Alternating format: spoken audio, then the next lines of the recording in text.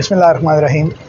आबिद साल हाज़िर है इदारे उर्दू के उस सिलसिले के साथ जिसका उन्वान हमने रखा है एक सवाल। और आज इस एक सवाल के जवाब की तलाश में मैं हाज़िर हुआ हूँ जनाब अख्तर उस्मान साहब की खिदमत में। वेलकम सर, बहुत शुक्रिया, आपने वक्त इनायत फरमाया। आपका शुक्रिया। आज का सवाल जो है मेरे जहन में सर वो ये है कि जो अच्छी शायरी है उसकी ज़ुबान मुश्किल क्यों होती है। तनाजुर इसका ये है कि जब हम जो आम कारी है शायरी का, यानी ऐसा तालिब इल्म जो अदब पढ़ रहा है या एक तरबियत याफ्ता कारी है या अदब के शोबे से मुतल्लिक़ असातिज़ा हैं या लिखने वाले हैं, उनके लिए तो एक ज़ुबान शायरी की है, वो उनको समझ भी आती है, उसमें लुत्फ़ भी लेते हैं और उसके जो उक़दे हैं उनको खोलने की सलाहियत भी रखते हैं और उसमें लुत्फ़अंदोज़ी के पहलू उनके पास मौजूद हैं। लेकिन जो शायकीन की एक बड़ी तादाद है और हम दूसरी ज़ुबानों में ये देखते हैं कि जो अवामी ज़ुबान है उसमें भी की हुई शायरी जो है वो यानी बड़ी शायरी अवामी ज़ुबान में भी है। तो उर्दू में ये कॉन्सेप्ट ख़ास तौर पर है कि जो बड़ी शायरी है वो मुश्किल ज़ुबान में ही होगी। तो इसकी वजह क्या है या इस मामले को हम किस तरह देख सकते हैं? अच्छा, अगर हम ज़बान की सतह पे बात कर रहे हैं तो फिर गालिब इसकी मिसाल बनता है कि वो अपने रोज़मर्रे में अपनी ज़बान में मुश्किल शायर है और वो बेपनाह शरह भी उसकी लिखी गई सर। लेकिन हम इसको प्रिंसिपल नहीं बना सकते। मीर है या मीर अनीस, दोनों जो मीर हैं, इतनी अजीम शायरी के बावजूद दोनों की ज़बान मुश्किल नहीं है। ठीक है। अदब के पढ़ाने वालों को और अदब पढ़ने वालों को वो बआसानी समझ आ जाते हैं और आम कारी जो है वो भी मीर के और अनीस के और बाकी बहुत सारे लोगों के, इकबाल समेत, वो उनकी ज़बान मीर की और अनीस की तकरीबन 90% और इकबाल की 60% ज़बान जो है वो आम आदमी को समझ आ जाती है, जबकि गालिब की 10 या 15% आती है। ठीक है। ठीक है। अब ऐसा क्यों है? लेकिन इस दायरे में और लोगों को भी शामिल किया जा सकता है, मतलब सौदा वगैरह को। जी, अब सौदा की ज़बान भी समझ आ जाती है। दर्द की ज़बान और ज़्यादा आसान है उस सौदा के मुकाबले में, वो समझ आ जाती है। इस सिलसिले में इस्तिस्ना जो है वो सिर्फ गालिब को है कि वो 15-20% समझ आता है, बाकी समझ नहीं आता। तो जहाँ तक मुझे मेरी तफहीम की बात है सर, वो ये है कि एक तो वैसे भी इसकी जो परवरिश है गालिब की, उसकी परवरिश भी और उसका बेंट ऑफ माइंड भी मुफर्रस है। ठीक है। वो सोचता फारसी में था, लिखता उर्दू में था, यानी फारसी के इतने असरात उस पर रहे सर। और आपको मालूम होगा कि 11-12 साल की उम्र में वो फारसी शेर जो है वो कहना शुरू हो गया था।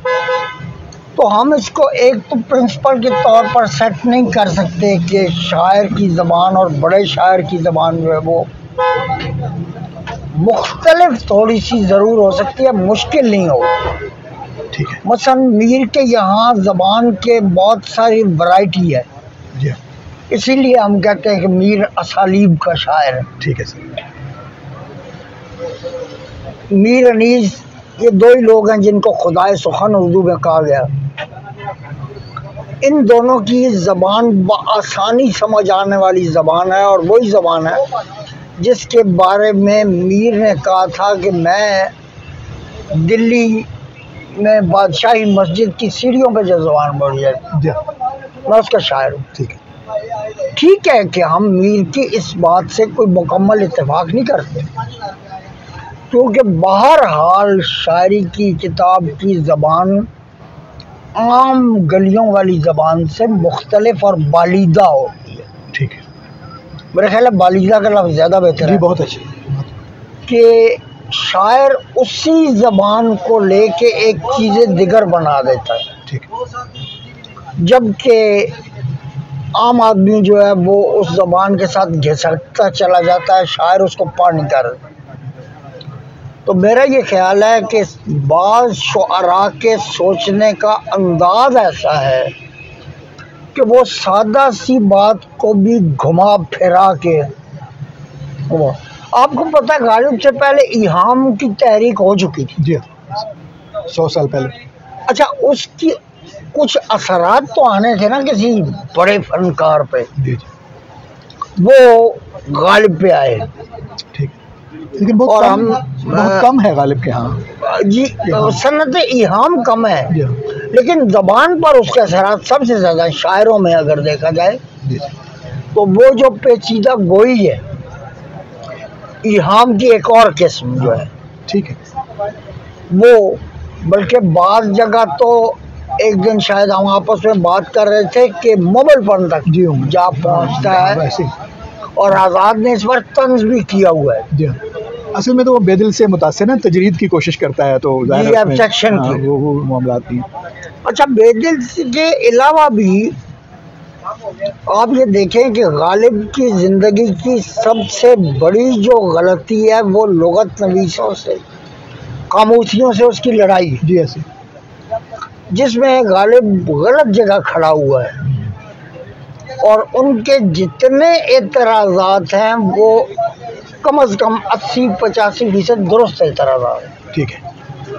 शायर को इन कामों में पढ़ना ही नहीं चाहिए। जी, उसके पास एक ख़ास पोइटिक लाइसेंस होता है जिसके तहत वो ज़बान को तब्दील कर रहा होता है या जिस तरह चाहे इस्तेमाल कर रहा होता है। सर, जैसे आपकी यूनिवर्सिटी में एक चीज़ पढ़ाई जाती है स्टाइलिस्टिक्स में, उसको कहते हैं डेविएशन। जी, डेविएशन, इनहराफ जो है, तो वो जो डेविएशन है, यानी सीधा चलते चलते अचानक मुड़ जाना, जी, यानी गालिब का दिमाग ऐसा है, मुरव्वज कायदे से हट के। एकदम इनहराफ। जी, गालिब के यहाँ ऐसा है, वो सीधा मिसरा है, लताफत बेकसाफत जलवा पैदा कर रहे हैं।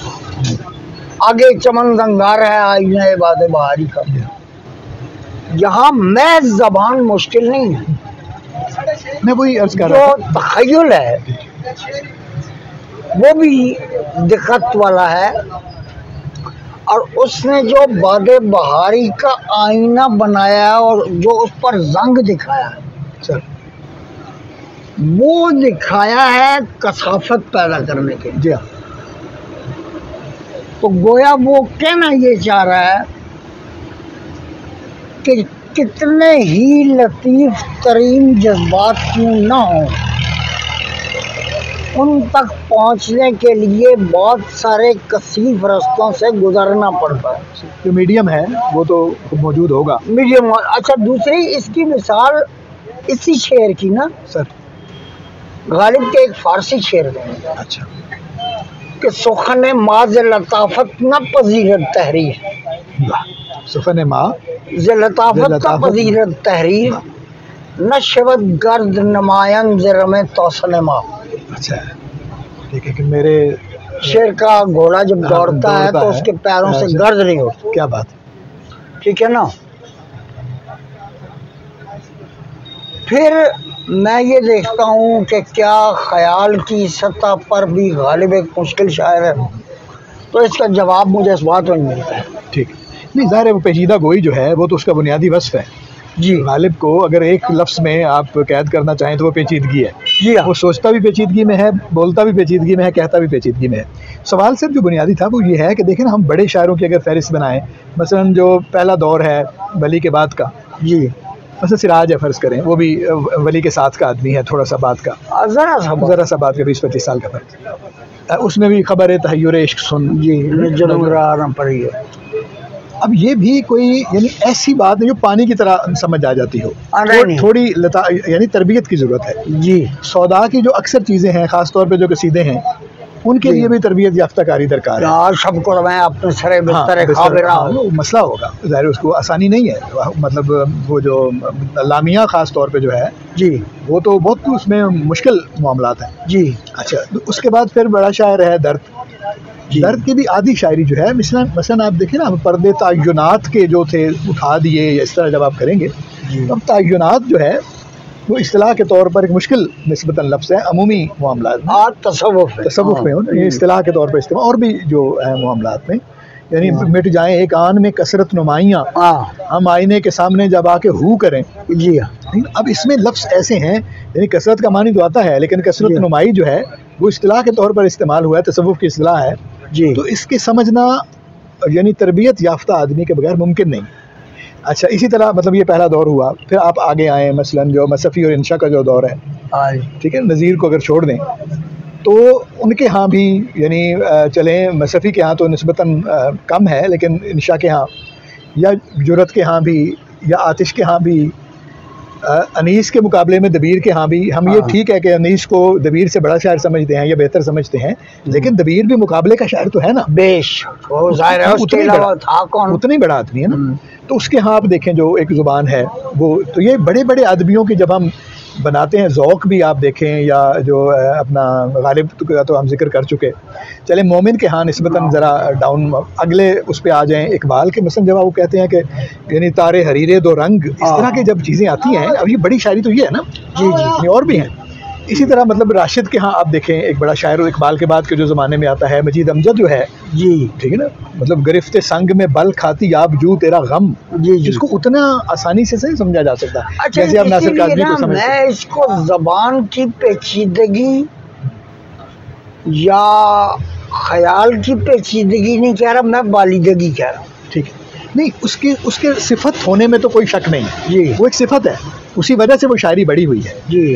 तो मेरे ये सवाल का जो मकसद है वो ये है कि हम जब दीगर मिसाल के तरह, मुझे सिर्फ पंजाबी का पता है, मतलब पंजाबी के जो बड़े शायर हैं, मतलब वारिस शाह को आप देखें, या मियाँ मोहम्मद बख्श को देखें, या सुल्तान बाहू को देखें, या जो शाह हुसैन को देखें, बुल्ले शाह को, यही हमारे अकाबरीन हैं या बड़े। बाद के लोगों में भी देख लें आप, मसलन पीर फजल गुजराती तक आप आ जाएँ, शरीफ कुंजाही तक अगर आप आ जाएँ, तो उनके जो मतलब आम पंजाबी आदमी जो है जब उस शायरी को पढ़ता है तो उसके बड़ा होने के बावजूद उसकी तफहीम उसके लिए निस्बतन आसान है। इसके मुकाबले में उर्दू जानने वाला आदमी जो है, उसके लिए उर्दू के बड़े शुअरा की तफहीम उतनी आसान नहीं है। ये बात ज़्यादा दुरुस्त है, और मेरा ख्याल है इस सिलसिले में हमें इस बात पर गौर करना पड़ेगा कि ज़बान, आप बात कर रहे हैं पंजाबी की,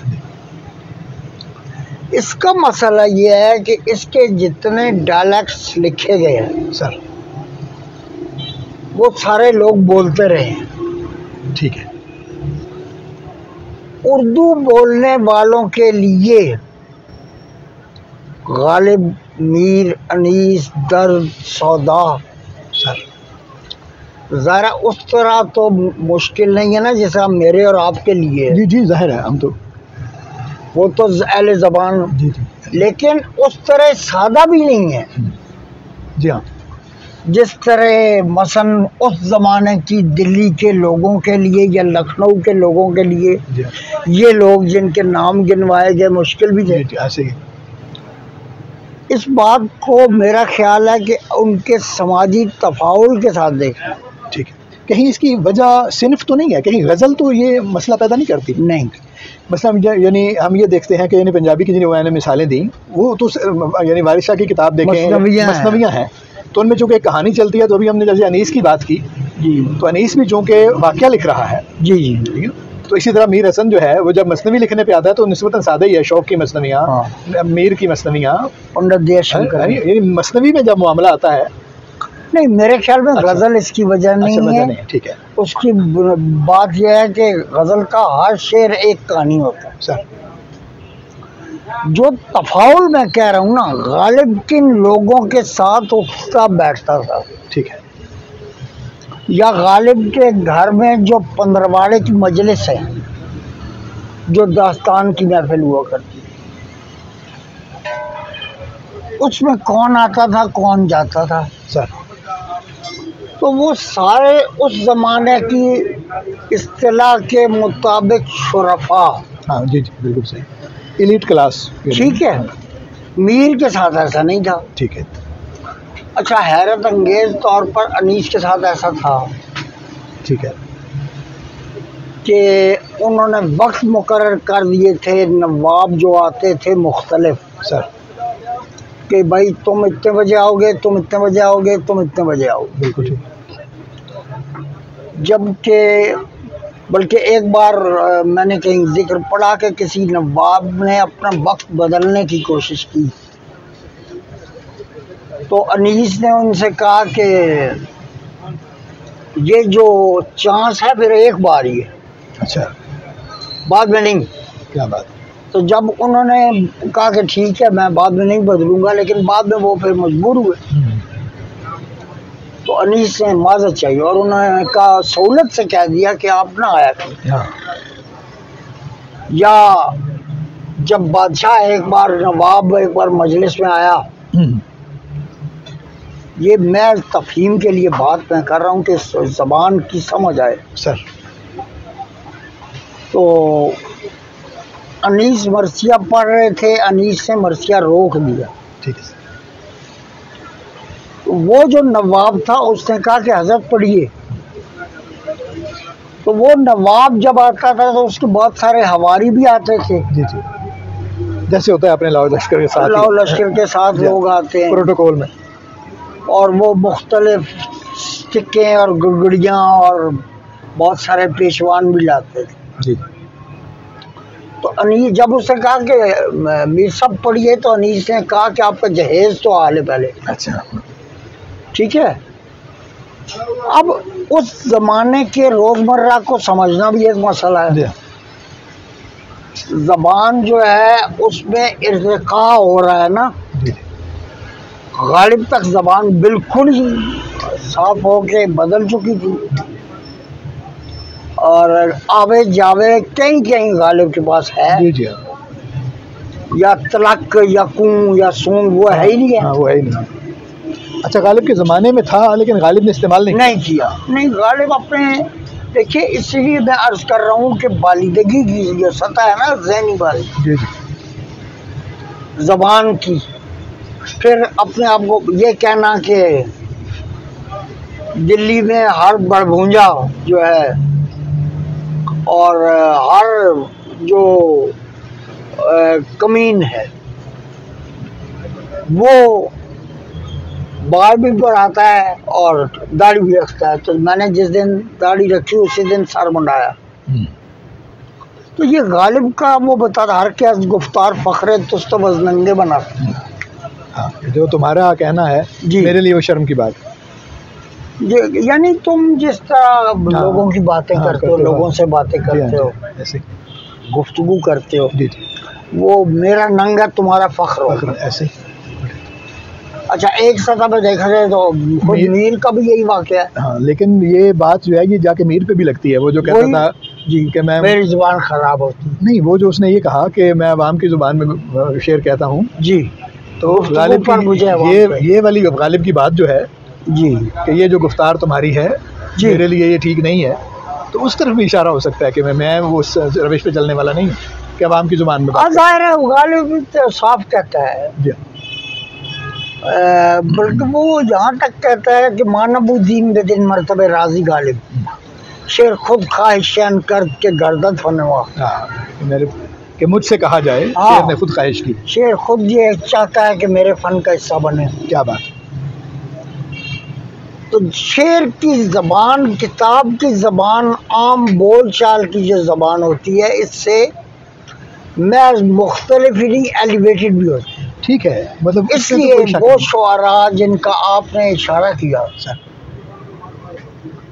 ठीक है कि एक ऐसे कारी के लिए जो कल्टिवेटेड नहीं है उसके लिए वो मुश्किल हो सकती है, लेकिन इसके बावजूद वो उसको आपने देखा पड़ता है। ज़ाहिर है, देखें जब माहौल में ये बात होगी कि ये बड़ा आदमी है, बड़ा शायर है, इसने बहुत अच्छा कहा हुआ है, तो आदमी पढ़ने की सीखने की कोशिश तो करेगा। अक्सर लोग आते हैं वो कहते हैं शरह बताइए कि गालिब की कौन सी शरह पड़ी है। तो मेरा जवाब यही होता है कि पहले खुद पढ़ें आप। हाँ ठीक है। उसके बाद शुरू। हाँ मतन से तो राब्ता पहले करें ना पैदा। जी हाँ उसके बाद करें हैं। तो आखिर पे ये फरमाइए, चले एक जुमले के तौर पर, कि ये तफावत जो है अवाम की ज़ुबान से शेरी ज़ुबान का, ये जो तफावत है इसका बहुत ज़्यादा होना, ये अच्छी बात है या इस पे कोई देख सोचना चाहिए? नहीं, ये अच्छी बात नहीं है। अच्छा, मतलब उर्दू में बेशक है और उसकी वजूहात हैं, जी, लेकिन अगर ना हो तो ज़्यादा अच्छा है। ना हो तो बहुत अच्छी बात है। देखिए, वो शायर जो अवामी रोज़मर्रा से हटकर या थोड़ा उठकर लिखने की कोशिश करता है सर, बाज़ औक़ात उसके यहाँ माना चीस्तान बन के रह जाता। बिल्कुल ठीक। कारी को तो पहले स्टेप पे नाराज़ करता ही है, पहले जी, दूसरे स्टेप पे मानी को भी नाराज़ कर सकता है। माना मौकूफ़ हो जाते हैं। सही। मसलन ये जो पोस्ट मॉडर्निज्म वाले हैं, ये गालिब को बड़ी आसानी से सामने रख सकते। जी, ऐसे तो बहुत शुक्रिया, बड़ी वजाहत के साथ आपने इस नुक्ते पर बात की। तो उम्मीद है कि हमारे दोस्तों को इस सवाल के कई ज़ाविये समझ आए होंगे। बहुत शुक्रिया।